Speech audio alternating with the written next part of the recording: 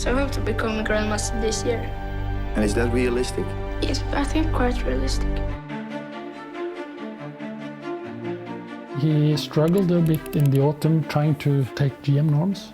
That turned out to be difficult for some months, but then we had a month break after he played a tournament in Budapest in November, early December. And during that month, it seemed that everything he had learned during the autumn matured in a way. He came back in January, clearly with Grandmaster level strength, and created havoc in the C group in Vacancy, basically. He took another GM norm in Moscow in February.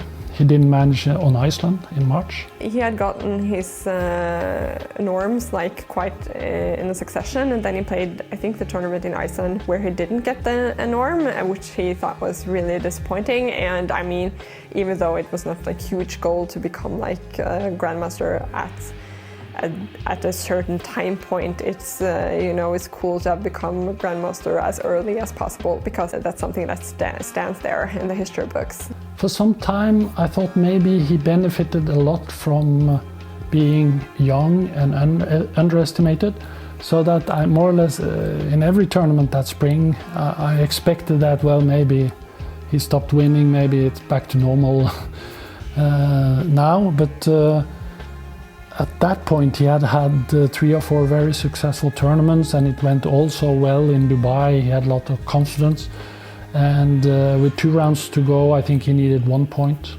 to take a GM norm. Before the last game that in that tournament in Dubai, I think he was really excited, and he had done really great preparations for that game.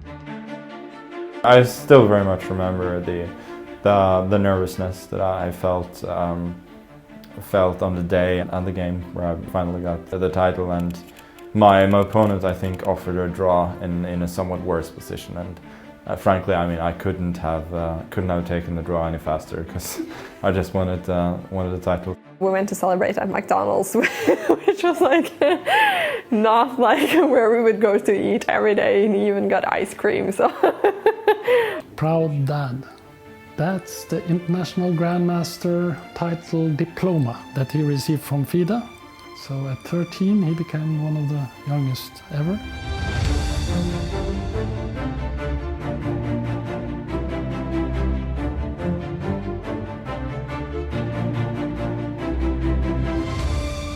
It's funny to think of that it's almost 17 years ago. I've been now a Grandmaster for much longer than I haven't.